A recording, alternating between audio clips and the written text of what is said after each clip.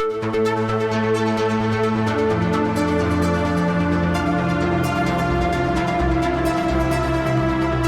and welcome to the Sensibly Speaking podcast. This is Chris Shelton, your host. Thank you very much for inviting me into your home again this week. I'm happy to be here. And this week, we are going to dive into Scientology in the United Kingdom. And this is an actual deep well. There is a apparently tremendous amount of information available about Scientology finances and money flows and information there. And the UK has been sort of, I'll say it, it's gotten second shrift, it's gotten short shrift in the ex-Scientology world. And actually pretty much everywhere outside the US kind of has in a way. And the UK has been probably the area we've concentrated on or exposed or talked about, maybe second to the US, but not enough. And so this week, I welcome back apostate Alex. Hey, Alex, welcome back to my Chris. show. Thanks for having me back. It's good to be here. Yeah, I'm happy to have you back. So you've been kind of not so busy on the YouTube front because you've been doing a lot of behind the scenes work lately with numbers and calculators. And I imagine you up, late at night with little pencils writing all these notes and everything. What's been happening in your world? Yeah, I've definitely been a busy boy. In London right now, the sun is setting, and hopefully that means the sun is setting on Scientology. There's so much to uncover here, and like the sun never sets on Scientology out. Come on now. The deeper I delve into this, the more I uncover, and the deeper the well goes, like you say. And it's just been a whirlwind of information that I'm learning about their operations here. So I started several months ago looking into this and kind of trying to find my feet and figure out what's going on, how they operate. I knew some stuff from when I was in Scientology. But then I started thinking, well, look, hold on, maybe I need to look into this deeper. And Jeffrey Augustine has Scientology Money Project blog, which looks at the kind of business operations and finances of Scientology in the US. But there isn't too much content on there about the UK. There's not really anyone doing it. So I thought, well, maybe this is an opportunity to start looking into that.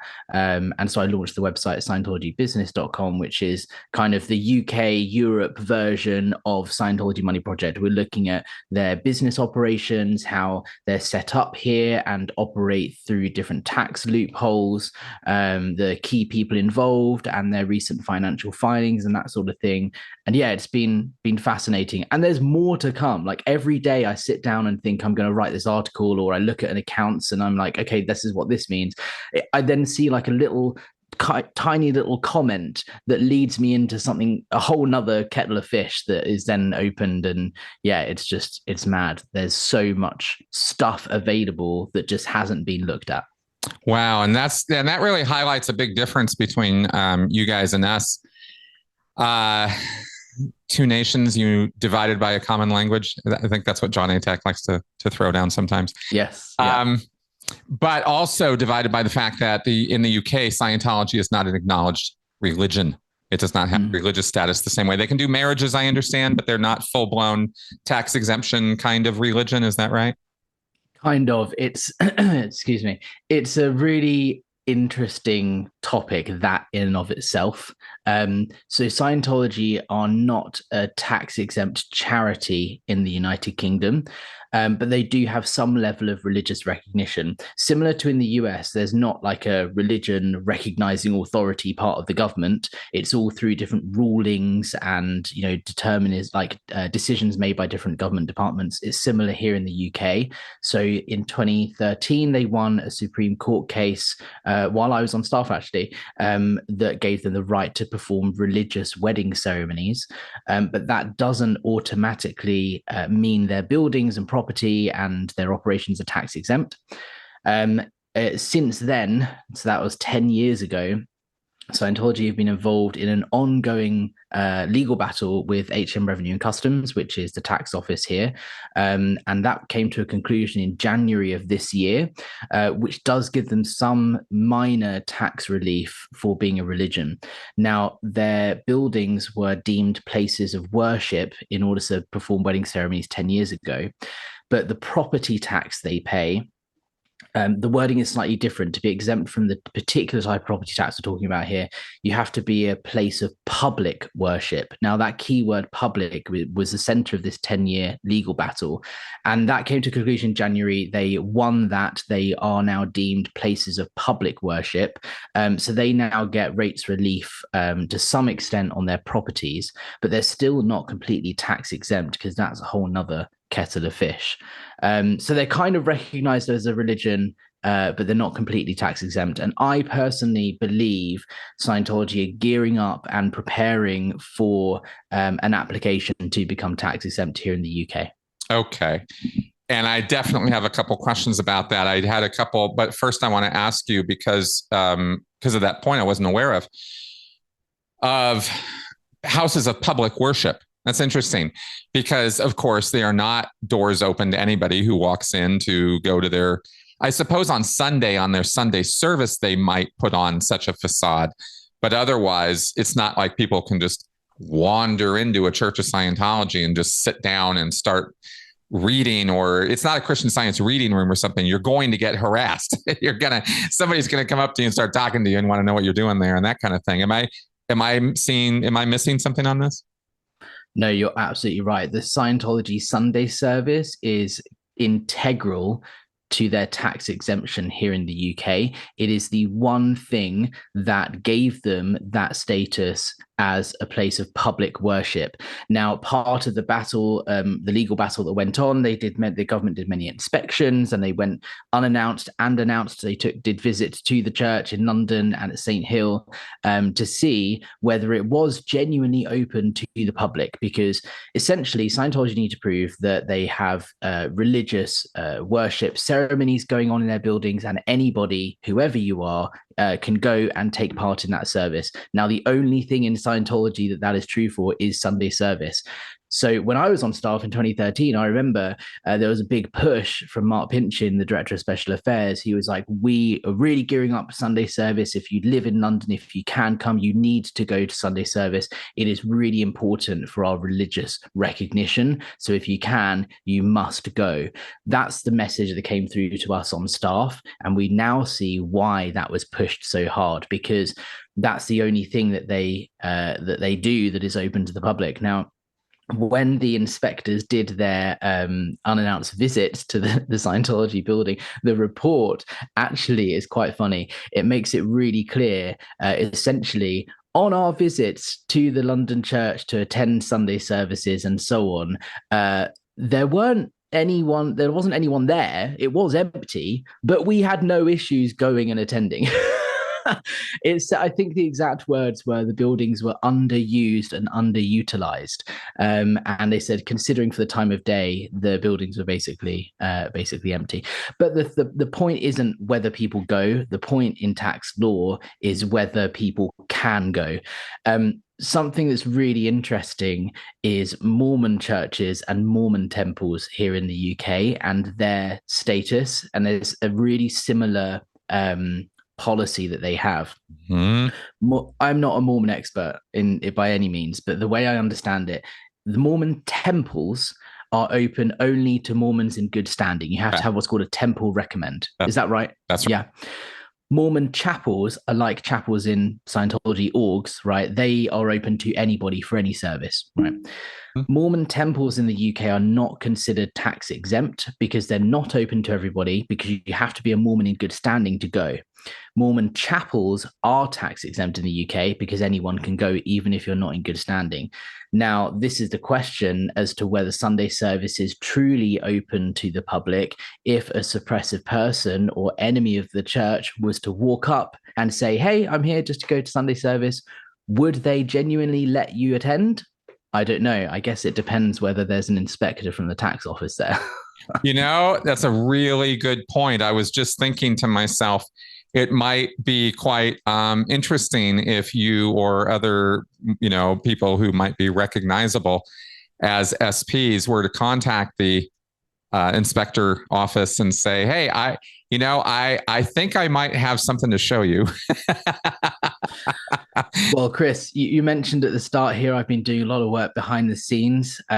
it was today actually that I submitted a Freedom of Information Act request to the Charity Commission, asking what safeguards are in place and what the process is should Scientology make an application to become tax exempt.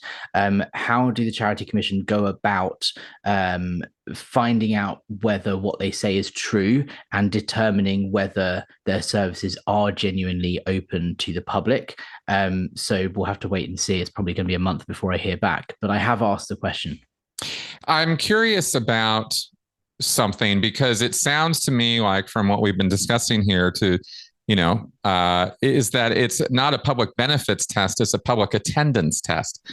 And I'm curious, when do the public benefits come into this? How does that work in the UK? I've had commenters tell me that it's a joke, it's a total farce. But if that's true, why hasn't Scientology just farced their way through it? So what is this public benefits test that is so famous in the UK for religion? Sure. So the two things we talked about so far are the weddings and whether they genuinely perform ceremonies that could be considered religious. Now, in that court case in 2013, the definition of religion was changed in British law. That is the impact Scientology has had, because previously religion was determined as a belief in a supreme being and a single deity. And Scientology overturned that, and it was ruled through the Supreme Court, changed the definition so Scientology could benefit from that. The second legal battle we talked about over the last 10 years, which was the taxing, whether it's a place of public worship. Again, that's relief on some of the property tax they pay, but it doesn't give them full tax exemption. Now, tax exemption in the UK is offered through the Charity Commission. Now, being a religious entity does not automatically give you charity status in the UK. In the UK, you have to prove that you have a public benefit. One of the benefits could be the purpose of our organization is to advance religion. That is a suitable and completely fine charitable purpose, but you have to prove that you are genuinely benefiting the public. Now, benefiting the public could be seen as, well, we're offering public services where people can come and worship. Right? That in itself is a public benefit because it allows people to connect with spirituality and whatever that's deemed a public benefit. But in 1999, Scientology applied for charity status and they were rejected here in the UK. And the reason they were rejected is because they couldn't prove that they existed for the public benefit. It was ruled that Scientology benefits its own members, not the general public. And the personal nature of auditing and training means it benefits the individual and not the greater public. And therefore, it was denied charity status. So if we're looking at what's happened now, they've got government recognition that they are open to the public and they have public worship, ceremonies of public worship going on, and they can perform wedding ceremonies. This sets the stage for them to present a new case to the Charity Commission going, look, we are for the public benefit. We have worship services that are open to anybody. So I personally believe this is them setting the stage. And we're coming towards the sort of peak, if you like, of a 20-year program, if not more, that Scientology have been working on to try and get tax exemption here in the UK. Right. I know they're desperate for it, and I know that, and I know they need it. But I'm a little baffled because like all this time, all they needed to do was Sunday service. I mean, that alone is enough for them to be of public benefit, that they have people who can walk in and do a Sunday service. Is it really that simple that alone? They don't have to do actual charitable work or contribution to the community that the community would say acknowledge to the board. Like, it seems to me a test, if you were going to put this into a test form, then you would want to put it in such a way that it would anticipate and head off potential attempts to thwart it or, corrupt the process or try to do a runaround on it. Right. So it seems to me, I mean, you could always bribe your way through to this, I suppose, but, it seems like providing public benefit would mean public people would be attesting to that fact, not just the organization itself. Is that any part of this process? I think what you have to consider is that Scientology love looking at the nitty gritty of laws and finding any little loophole they possibly can. Now, it's very clear on the Charity Commission website what is and isn't considered a charitable activity. You know, if you're going out into the community and you're helping people, you know, with homelessness or a food shelter, those sorts of things are really clearly defined charitable activities that would grant you tax exempt status. Religion is not so clearly defined in charity law because it's one of those subjects that no one really wants to get into because it's a subject for theologians rather than lawyers, and no one can really determine what is and isn't a genuine religion because no one wants to offend everybody because we're all so polite here in the UK. So it's one of those looser things where it just kind of says advancing religion can be considered a charitable activity, but what that and worship can be considered a public benefit because, you know, people want to connect with the infinite. Well, great, you can come and worship, well, therefore it's a public benefit. So it's a gray area, and I think that's why Scientology are going for it in this way, because they love going to those little loopholes where anything they can twist or change or challenge in the courts, you know, it's going to be interesting. Sunday service is integral. I'm sure they will throw evidence in the case about their Truth About Drugs campaign and how they've donated thousands of dollars to the local City of London police, and probably mention Narconon, the drug rehabilitation centre in Sussex. Right.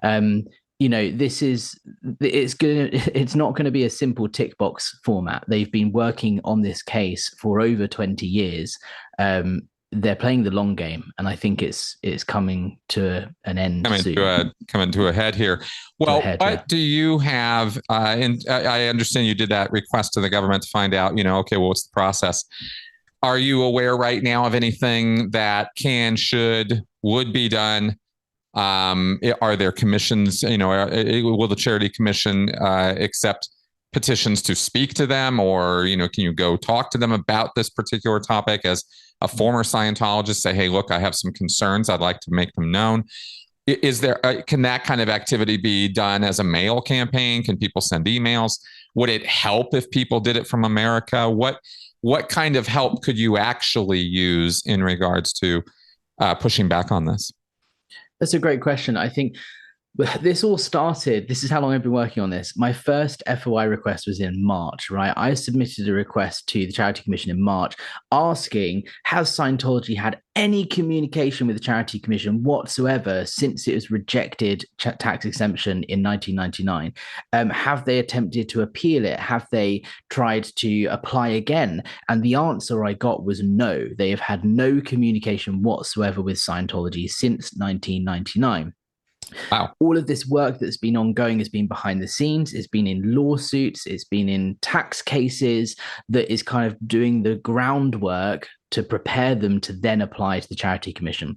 In the FOI request I submitted today, one of the questions I asked was, since March, have they had any communication with you? And I'm going to regularly request information through FOI and update everybody so that as soon as they make an application, you know, hopefully we know about it. At this point in time, writing to the Charity Commission, I don't personally think is going to have any benefit because, as far as I am aware, they haven't applied again. They haven't appealed the decision. But I do believe that once they have started that process, Charity Commission do a lot of work in investigating and making a decision, and it's a lengthy process. It's not like they're going to apply and be given tax exemption 30 days later. It's a lengthy process. One of the questions I asked today was, how long on average does that process take, and what exactly does that process involve in terms of contacting former members or, you know, critics or people in the educational field. So hopefully I have some answers on that soon. My feeling is once they apply for tax exemption or once they apply to appeal the decision, then perhaps a campaign might be necessary to inform the Charity Commission that there is this community of us that would not be welcome at a Church of Scientology, and that it would be important for them to know about that. But I don't think it's needed just yet. So please, if you're watching, listening to this, don't start sending the Charity Commission letters. It probably won't help. But the moment they do apply, I will, of course, update everyone, and hopefully I'll have a plan in place then as to what people can do. Excellent. Would that plan or would your updates on this be put up on that new website you put up, or how would that be a way that maybe they should follow or subscribe or something to make sure they? Thank you. Thank you for plugging my site, Chris. Yes, Scientologybusiness.com. How they didn't have that domain name, I don't know. But yeah, Scientologybusiness.com is my new blog website where I'm uploading updates regularly and, uploading all the financial documents and so on, and going through all of those. And you can follow me on Twitter and YouTube and so on, Apostate Alex as well. But yeah, I'm sure I'll come on your channel again at some point when that does happen, and we'll have a bunch more to talk about when that happens. You bet we will. You bet. Good. So no call to action yet, but get ready. Because when it happens, it's going to need to happen. And anybody, and literally, I do mean anybody who's listening to this right now, seriously, like we are going to need your help when the time comes, because every voice counts when it comes to pushing back in these government body, commission, paneled, congressional, whatever, when it comes to these kind of things, that's where volume of response really matters and can truly make a difference. I've seen it happen. Okay, so do you have any other updates regarding the Scientology finance situation in the UK for us? I was just about to make that link there, actually, as to why this is such an important thing when it comes to charity status, because at the moment, Scientology operate through an Australian, in the UK, they operate through an Australian registered charity called the Church of Scientology Religious Education College Incorporated, which is abbreviated to COSRECI, right? When I worked for the church, my legal employer was COSRECI. I got pay slips, I paid tax through COSRECI and so on. They are registered in Australia as a tax-exempt charity there, but they operate solely in the UK. Now, why they're doing this, I don't know. It's a questionable activity and there's something to do with money being moved around here. But they are recognized as a charity in Australia. They're not here. Okay, yes. hang on. I got to clarify something all of a sudden, because I thought I understood this and now I'm suddenly wondering if I do. COSRECI is an Australia-based charity organization that is recognized in Australia as a tax-exempt charitable organization. Yes. And that organization has a PO box or something? I mean, there's not like there's some office building in Australia somewhere in Perth where people go to work and they're working for COSRECI, right? COSRECI's registered address is the Adelaide Scientology org building. If you look it up on Google Maps, there is a history. It used to be some random address that was not even linked to Scientology. That was pulled up by Jeffrey Augustine on his blog, Scientology Money Project, and the address was changed. It is now the Adelaide org. However, it's very clear in the founding documents and on the registration with the Australian Charities and Non-Profits Commission that COSRECI operates solely in the United Kingdom. So they don't have an Australian representative or an Australian employee. It only operates here in the UK. It's an overseas entity, but it is registered in Australia. Would they say, if asked or demanded, do you imagine, this is all suppositional, I suppose, that the DSA Adelaide would be the one running it or something, given that address? That's the first thing I thought. Or no, the address is the Adelaide building, but all of the contact info is Peter Hodkin, who is the lawyer here in the UK that represents Scientology. Oh, okay. That's really weird. It is very strange. And I'm not quite sure why they've done it like that. Now, in the UK, because they're not a charity here, they're not tax exempt, they are liable for what's called corporation tax. If your business makes more than £250,000, £250,000 a year in profits, you have to pay 25% tax on your profits here in the UK as a business.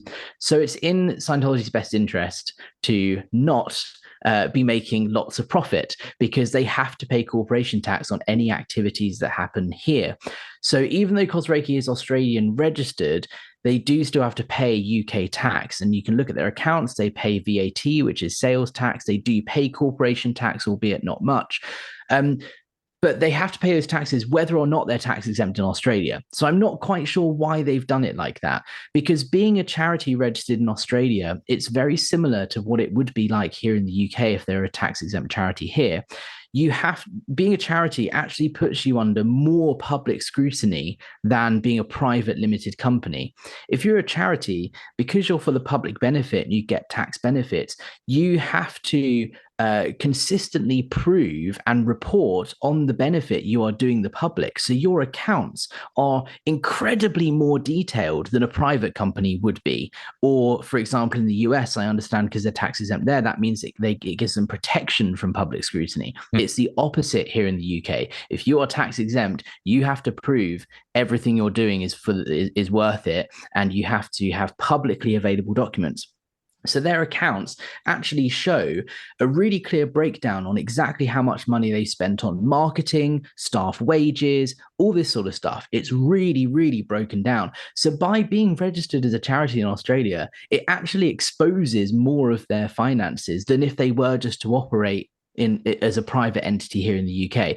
Now, the only conclusion I can kind of come to at this stage is perhaps it's something to do with moving money around and currency conversions, because they make all of their money in British pounds, but they report them in Australian dollars, and all the money ends up going to America in American dollars. So the money gets converted 3 times, which is a really easy way to take advantage of the fluctuating currency conversion rates and so on. I'm not accusing them of that, but it is certainly possible they're doing it, and it's probably legal. But I haven't figured out any other reasons yet. But I'm only just at the beginning of this research journey, so I'm sure I will come up with a bunch more reasons why they've done it this way. There's got to be some reason. And the one thing we have to keep in mind when we go down these rabbit holes is Scientology is always worse than we think. And that just I'd say that not because of anything other than it just keeps proving itself as a true maxim. Every single time I think I've gotten to the bottom, something else comes up and you're like, you got to be kidding me. They're doing what to kids? What, or whatever it is that, that's coming up. And this thing, how long do you know when they started this Cosreiki, when this was set up? I believe it was 1973 or 1978. It was around that time. Cosreiki has been around for a very long time, and their accounts definitely go back to the 70s. They are publicly available. If anyone wants to go and see them, you can get them on Scientologybusiness.com, or you can go straight to the UK government website. Companies House is the registration authority here. You can go and look at them, and you can download their accounts for free and see exactly how much money they're making and where it's going. In the last 10 years, their accounts basically have been filed directly with the Australian Charities and Non-Profits Commission, the ACNC. Again, their files are publicly available to view. One of the most perhaps concerning things I've uncovered recently is the Church of Scientology International, which is a US-based entity, and the Scientology International Reserves Trust, again, a US-based entity, and a couple of others, including Flag, have loaned Cosreiki money over the years. The amount they loan Cosreiki each year changes. They are consistently loaning this money. They are propping up Cosreiki financially in the form of loans, which Cosreiki are then paying back with interest. Again, I understand that's not illegal, but it does make it questionable when you look at ethics and morality, because what we have here is a tax-exempt US religious organization known as Scientology, profiting off loaning $100 million to an overseas entity, which is the Church of Scientology in the UK, based in Australia. So is it a financial institution, right? Scientology in the US, which is tax exempt, are profiting from lending money to overseas entities. that is happening, and it has been happening for years. No, I get it. I get it. This is where I have to throw my hands up and say it sounds bizarre.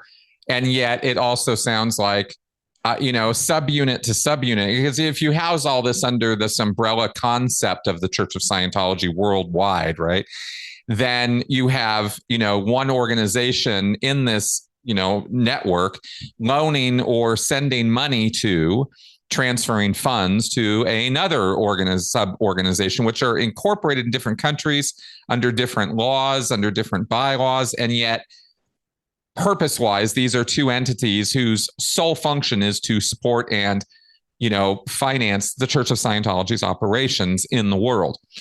So I wonder if that setup is something that happens in other companies or something. This is where my lack of business acumen really comes through. But it is, you're completely right. I know for a fact Scientology invests money in stocks and stuff too, and makes money on that, as does, I'm positive, the Mormon Church. And I don't think that's right at all. I just don't. I don't think charitable organizations should be doing that. But on the other hand, you could see arguments for it. If it's, using their money to make some money so they can do more charitable works, then isn't that a good thing? And it's like, oh my God. So it could go around, the wheel goes round and round. I wonder about these relationships though, because it's bizarre. Because does that mean, if I understand what you've been saying so far correctly, and that's, clarify this for me, you were getting paid by Kosrecki, not by Church of Scientology of London Incorporated.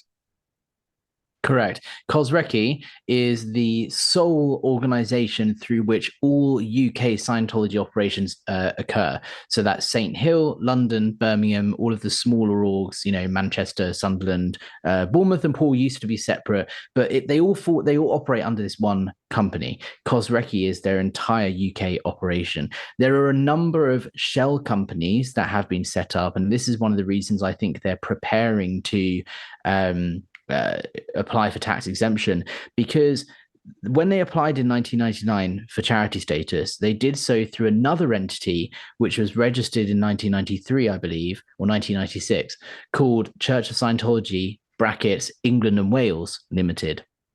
That was set up in the 90s. They applied for charity status through that organization. They were denied. And that company has stayed active officially as a piece of paper. But their accounts last year showed they have total assets of £20. Like it's not anything. It's not trading. It's not got any money in it. But I believe that when they do their next charity exemption request, tax exemption request, it will be again through that organization. So Church of Scientology England and Wales will become the UK operating arm, not Kosrecki. I believe that they will then dissolve Kosrecki because they don't need to operate through Australia anymore because they have the UK tax exemption.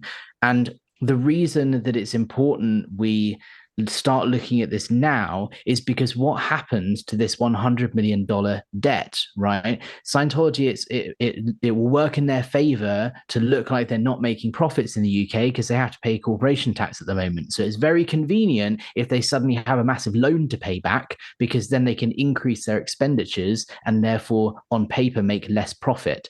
Again, it's not legal. That sort of thing happens all the time with Google, Amazon, Facebook, and they all operate in Luxembourg and Ireland and these tax havens. Something like that is probably going on here. It's not illegal, but it's questionably moral. But essentially, what happens to that debt? Because that debt obviously will be taxed somewhere. It is taxable, somewhere along the line. It's not clear where that money's come from, where eventually it's going back to. The most worrying thing is, I believe the number is $46 million Kosrecki currently have in undelivered paid for services. So if you pay for an intensive of auditing in advance and then you don't get that service, that money is on your account in Scientology.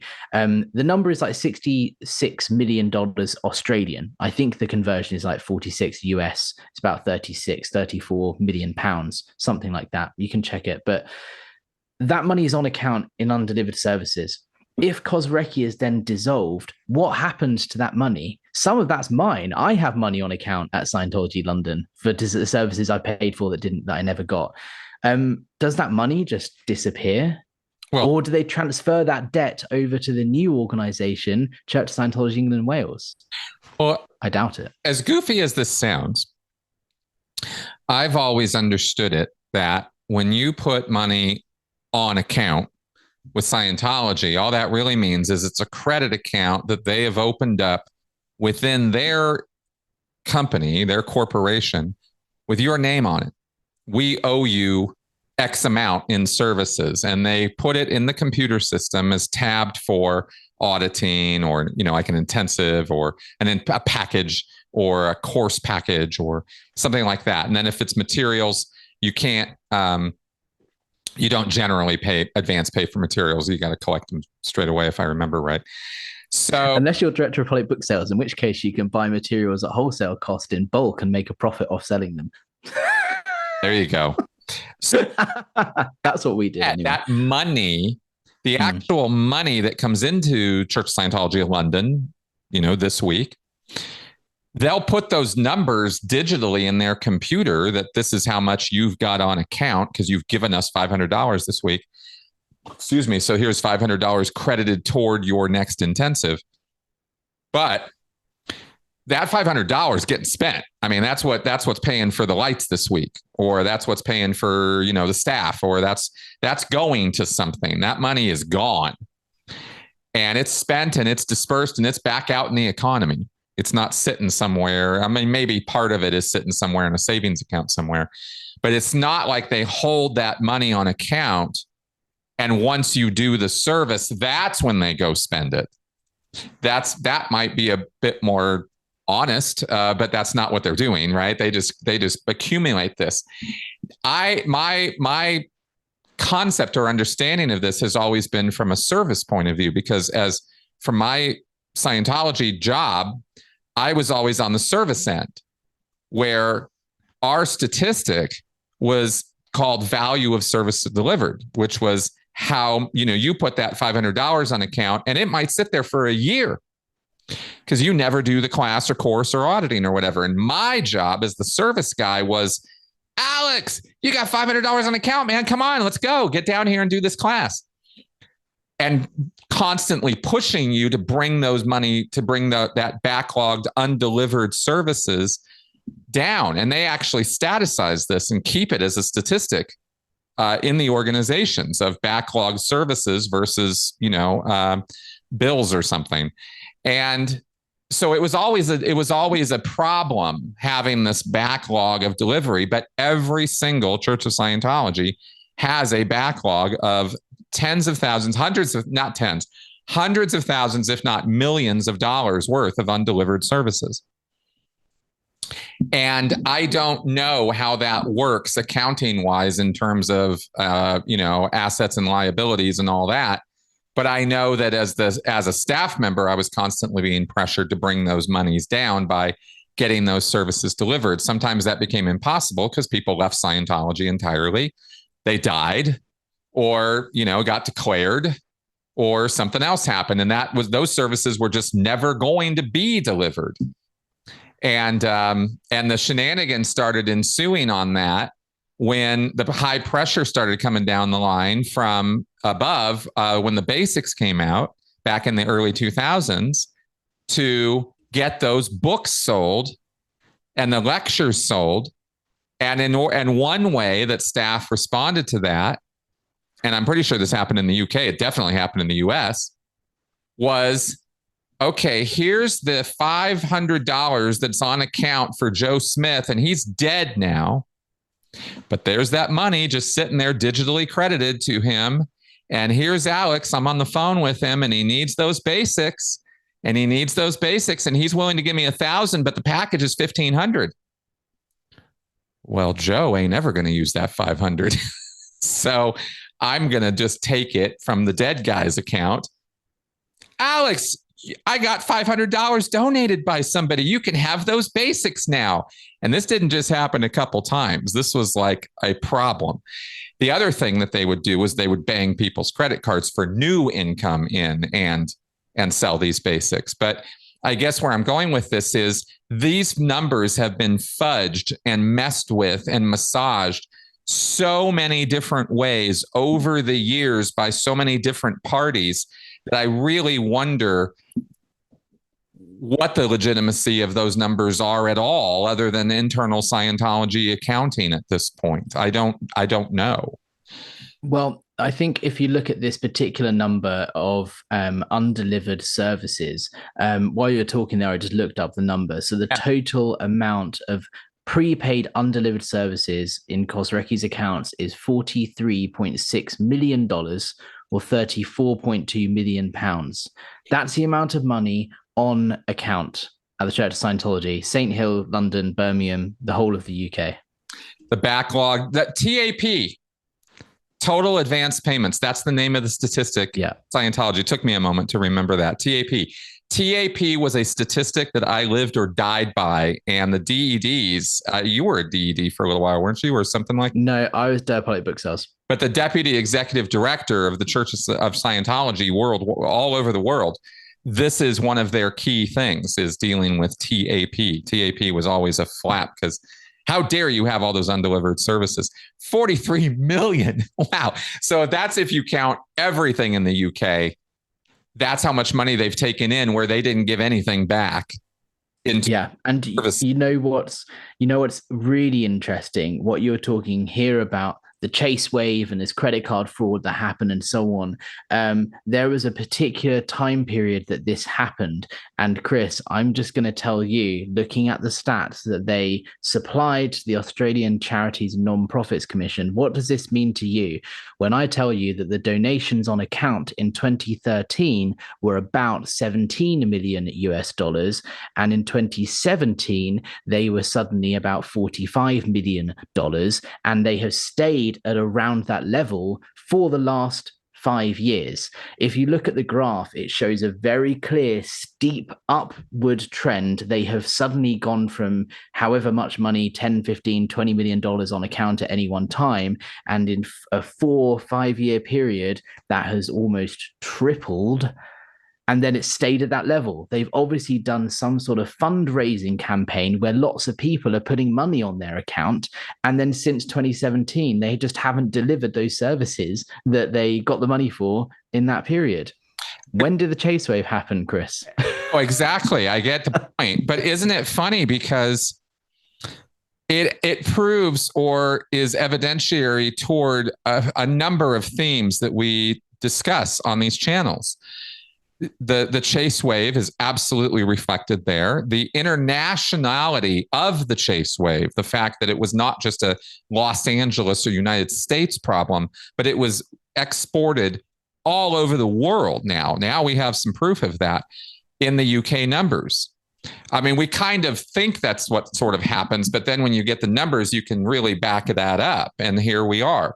Okay, so the UK got it too, and we're banging credit cards and ruining people's lives and probably calling old people and getting them too. And everything that gets done in the United States is probably being duplicated in the UK because that's the nature of Scientology.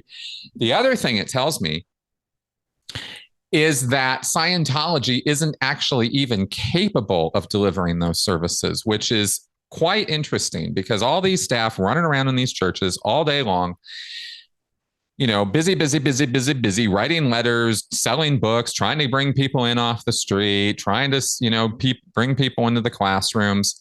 And they apparently have such a surplus of, like, that's supposed to reflect demand for services. That's actual money put on account. This is not Ideal Org money or IAS money. That's a whole separate thing. Those go to different accounts. Those are not Kosrecki monies. So we're not talking about money for improving Birmingham or anything like that. And we're not talking about IAS donations, which are just straight donations that go to IAS Trust. So the UK is just not even trying to deliver Scientology is what that tells me. You were a staff member on the ground. So what does that tell you from your experience as a London staff member? I think that's a very valid take on it.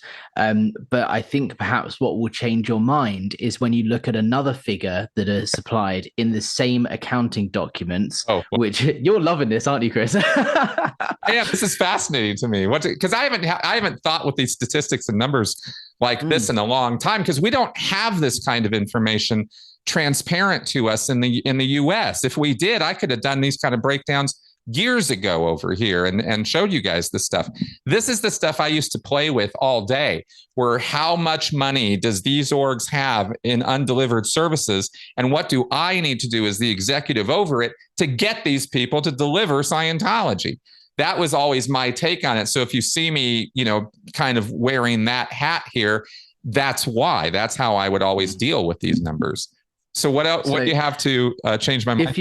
If you look at the stats, right, 2013 to 2017-ish, there was a massive drive, lots of money being put onto account for services to be delivered later.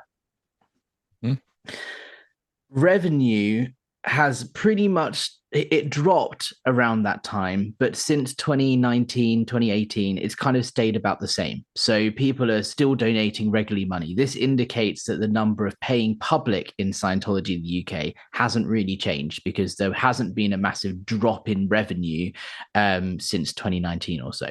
It has been going down. It's been on the decline, but it hasn't been like a suddenly we registered all this money and then we lost loads of members. Like it's kind of, it suggests that it's not shrinking in terms of public. But between the year 2018 and 2019, the figure that they have called staff allowances halved. It went from nearly $5 million to just over $2 million in the space of a year. Now, staff allowances to me is what I would call wages, right, for Sea Org members and for Class 5 staff. For those of you watching and listening that don't understand, just very quickly, a little explanation. There's two types of staff member in Scientology. Class 5 staff, like I was, you get paid according to your rank in the org, and also according to how much money your organization makes the week before. So your pay goes up and down according to how well you're doing, basically. When I was on staff, sometimes I got £20 for a full-time week of work. Sometimes I got £100 or £200, right? But it was never any more than minimum wage ever. Sea Org members are another type of staff. They dedicate their whole life to Scientology, and you get paid a flat $50 rate every week for 12, 14, 18-hour days, 7 days a week with effectively no time off. You either get paid your $50 or you don't get paid. If you're down stat or you're in ethics trouble, you don't get paid anything. I haven't heard of many stories of them saying, oh, instead of paying you $50 this week, we're going to deduct $10. We're only going to pay you for, like, I understand it that you get paid or you don't get paid in the SEAL. Am I right? I will correct that. I cannot speak to how it happens in the UK. I was never paid in the UK, but in the US, there were constantly, it was not all or nothing. There were, generally we would divide it up into full pay, 3/4 pay, half pay, quarter pay. And you could have those breakdowns of it.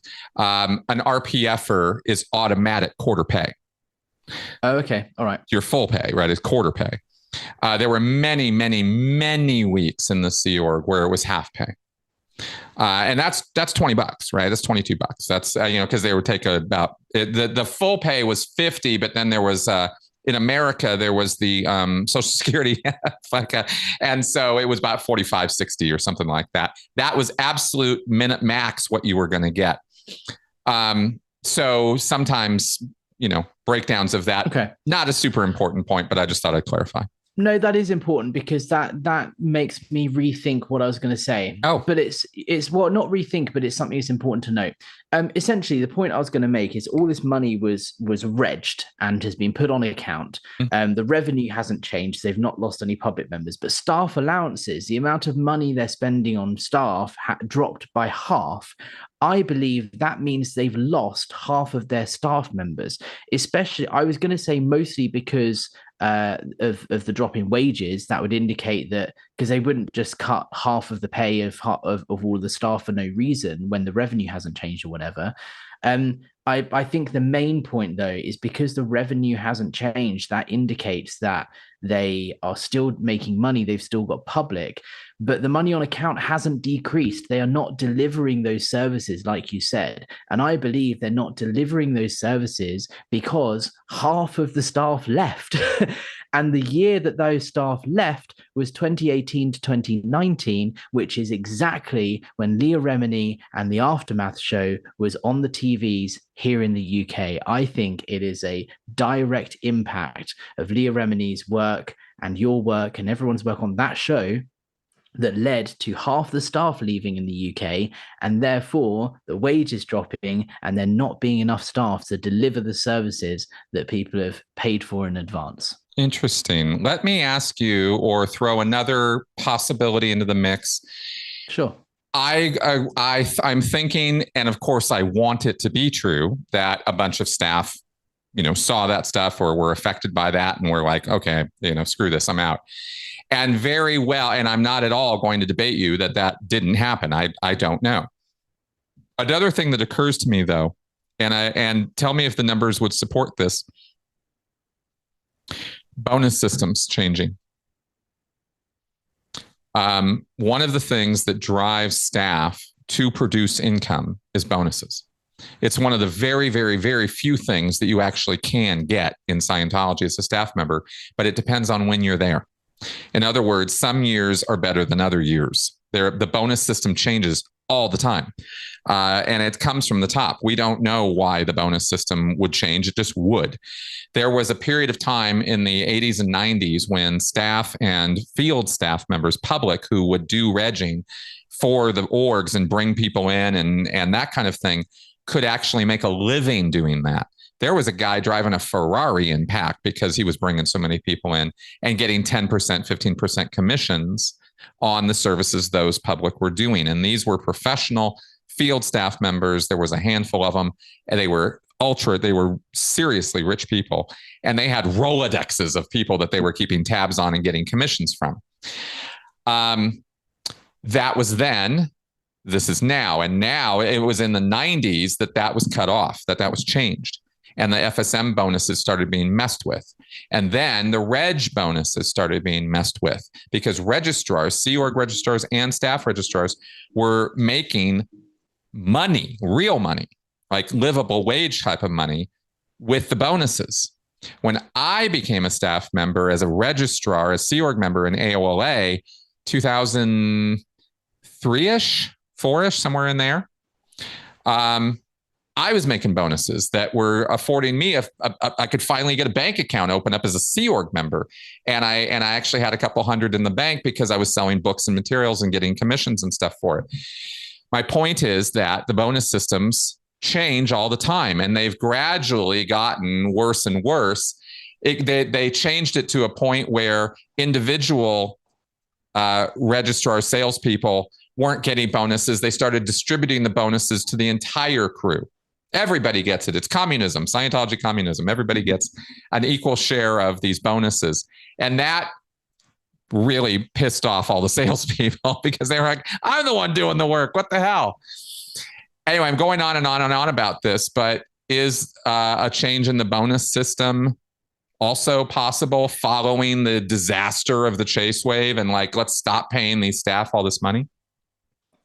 So bonuses, I believe, again, there's no explanation to these categories in the accounts, right? So there is a lot of guesswork here, but there is something that they list as missionary commission expenses, right? Which I believe is the FSM bonuses, and that's money that they are paying as a commission on people doing missionary work like FSM. Right. So that's a separate number to what they call staff allowances. They also list staff training and food for staff. Those are all separate numbers in the accounts. So that's why I believe staff allowances is just pay for Sea Org and for Class 5 staff. Okay. Did the staff money what about did the other, if we were going to lose staff, would the other numbers like staff, food, and that sort of thing, those would also go down as well, right? That's a very good question and something that I haven't plotted on a graph yet. Okay. So I'll get back to you on that one. That's the next step. I put an article out recently saying I think that half of the staff left as a result of the Scientology Aftermath show with Leah Remini.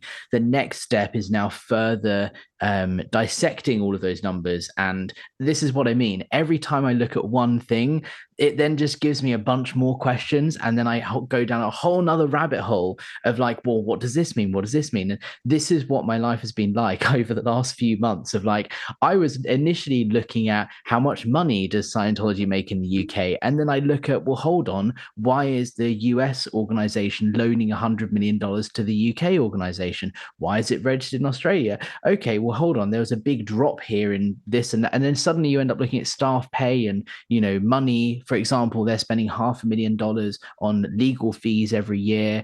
They are being paid. Not only are they borrowing money from Church of Scientology International, people like Flag and CSI are actually charging Kozrecki, not a loan, an actual charge for ecclesiastical management services, which is separate to training, for example, with the golden age of admin that's currently going on, where staff members are sent to Flag to go and train in these new policies and delivery of, you know, L. Ron Hubbard policy.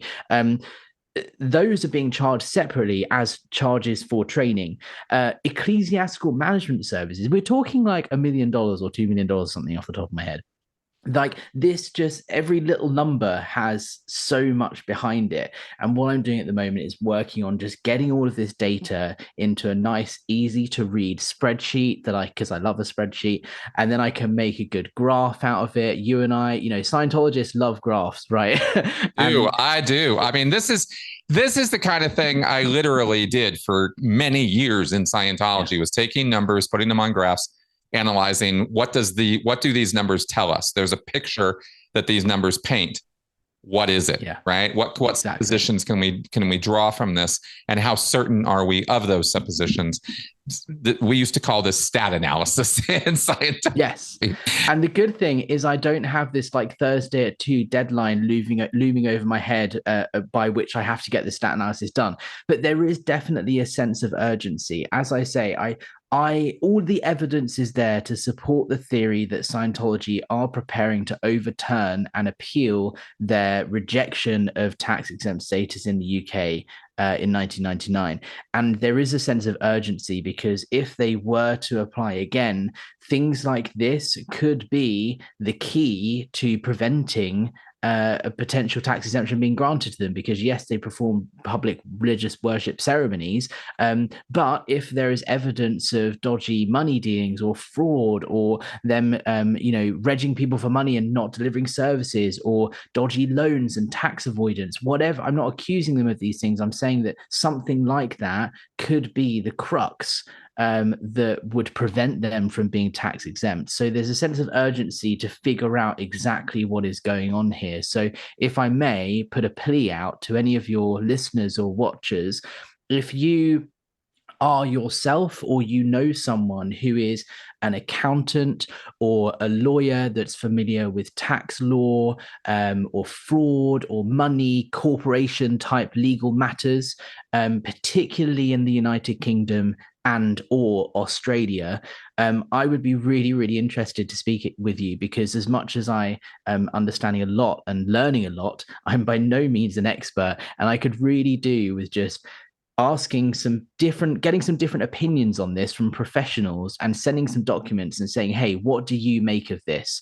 It would be really helpful to help me form a better understanding and build a picture as to whether or not something dodgy or illegal is going on here. So if you are, or you know someone that may be able to help, it has to specifically be UK and Australia. That's the two territories we're looking at here with their operations. So please get in touch. My email is hello@apostatealex.com, or you can reach out to Chris, and I'm sure would happily pass on the message. But it's just such a treasure trove of information, and Scientology like to play right up to the line of what is legal and what is not. I don't know whether they are doing something illegal here, because they will take it right up to the line and push it as far as they possibly can go. It is highly probable they're not doing anything illegal, but they are very close to the line. And as a result, it's about the bigger picture we can paint. And if we can show that they are not letting suppressive people into their chapels for Sunday service, therefore they're not open to the public, therefore they can't get tax exemption. If we can show they're moving hundreds of millions of dollars around the world and benefiting from currency conversion, if we can show that they are trying to pay less tax in the UK by financing everything through the Australia and then having these loans and all of this stuff may not be illegal, but when you put it all into one document as a thing that we then send to the authorities and go, this is what is going on under your nose, I think it will encourage the authorities to maybe not look so positively on Scientology being tax exempt in the UK, because all of those operations will be continuing. All of these operations will be continuing if they were to be tax exempt. The difference being a UK taxpayer would be the one burdening the cost of that. So that's why there's urgency. And if you can help in any way, please do get in touch. Okay, awesome. It's a shame we don't have access to their CIC, their own statistics. We would know looking at APTP immediately about the stat thing, right? I mean, I'm throwing out Scientology statistic names. AP is admin personnel and TP is tech personnel, and they keep track of this every single week in every single Scientology organization. They know exactly how many staff members they have and lose, et cetera. So it would be quite interesting if we had access to even those graphs to tell us certain things about this. But that's where Scientology, even in the UK, does not have to be transparent. But we're following the money. Alex, you're doing an amazing job of this. Thank you. I just have nothing but kudos for you on this, and I hope that that we can get you some help through this channel here. So if anybody out there, please do take Alex seriously on this. This is worth looking into, and this could have this could be important. This could lead to something. And if we can limit or stop Scientology from doing what it does, then we're doing our job, right? So if you can help us with that, we'd appreciate it. I think, Scientology also have a habit of making really stupid mistakes that enable us to unravel a whole world of what they've been doing. Prime example, something that I discovered only yesterday, was Scientology claim in their filings with the ACNC, Australian Charities Not-for-Profits Commission, it's a mouthful, they claim that they have 700 volunteers in the UK, and that number hasn't changed in over a decade. One of the numbers they have to report is estimated volunteers. So they've had 700 volunteers for the last 10 years and it hasn't changed. Okay, fine, whatever. That includes St. Hill, London, Birmingham. In a video on a Scientology website, I'm not going to name which video just yet because I haven't managed to screen capture it, and I don't want them to take it down before I manage to get a copy of it in case we need it for some reason. But there is a video in which a senior executive at St. Hill in the last couple of years makes reference to the 400 staff at St. Hill. Even if that is an inflated number, that would indicate that if their numbers are true, there are 300 staff members in the class 5 city level orgs in the UK, which is categorically false. London and Birmingham are the only two orgs that are ideal. I spoke to someone really recently who was in the Church of Scientology in London on staff within the last 2 years, who confirmed there were no more than 25 staff at London. And London is one of the biggest ideal orgs. So there is no way there are 300 staff. So that number is very clearly inflated and false that they are reporting to the Charities Commission. That's not an offence. It is an estimate anyway. But it's little things like this that they wouldn't have realised, that by having someone boast about how, close everyone is at St. Hill and how I know all 400 staff members here, well, that's just thrown this number that they've reported on the finances completely out of the water. And so little mistakes like this are what allows us to unravel, well, if they are lying about that number, what else are they lying about? Are they being truthful in all of their other accounting practices? And so this is the sort of investigation that I'm doing at the moment. And Yeah, like you said, if there's anyone that knows anything about this or is a professional, I would really appreciate your help, because I'm kind of, there's a lot to look at and I don't really know what I'm doing. Understood. But I'm doing my best. Good. Well, keep doing your best. I just got to comment on the fact for a second here that obviously it is an inflated number, but 700 is an entire country. How many people do you have in the UK? I believe our population is about 70 or 80 million. The last census, 2021, there were 1,800 people who declared their religion as Scientologist. So if those numbers are correct, that would indicate about a third of Scientologists are working for the church, which indicates that to be a Scientologist, you're expected to work for the church, which then throws into question, well, is it charitable purpose if you're expected to work for them? Little things like this, they're not, they're making silly mistakes here and there that aren't going to help their case. But yeah, sorry, about 1,800 Scientologists, 700 apparently volunteers, and a population of about 70 or 80 million. I mean, you realize, all the work we're doing is awesome and very necessary, and I'm glad we're doing it. But you realize we're talking about a statistically insignificant number of people. Yeah. We're talking about a statistically insignificant number of people, but we're talking about a statistically very large number of dollars, right? We're talking about a lot of money, not people, but money. And that's why this is something everybody should be concerned about, because yeah, there are only 1,800 Scientologists here in the UK, but there's $100 million of loans from this organization between them and the US.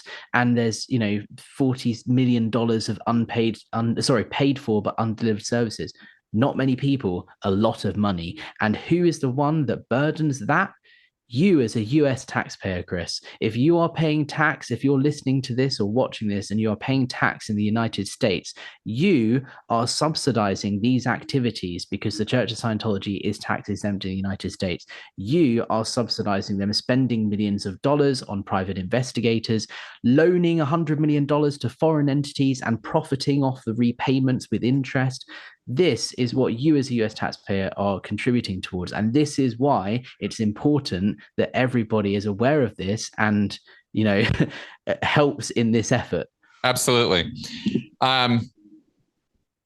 Yeah, you're absolutely right. And thank you for soapboxing on that about that, because because I'm a people person. I'm looking at the people side, the human side of this, and I'm just like, Jesus, there's nothing here. It's so tiny.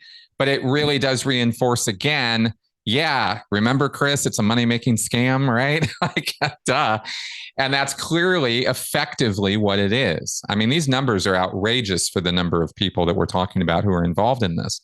These numbers are outrageous for the number of people we're talking about. They don't make any sense. And that's itself kind of the biggest elephant in the room, actually. How is it that with 1,800 people in a country, a statistically insignificant number of people in this activity, we have tens of millions of dollars in undelivered services? How is that possible? Like, that is kind of, at the end of the day, the biggest question here. How is that even possible? Because we're not getting money out of a bunch of billionaires. That's not who Scientologists are. Not most of them. So there are so many questions that this information, that this data begs. And I hope that some of y'all out there will help Alex figure this out.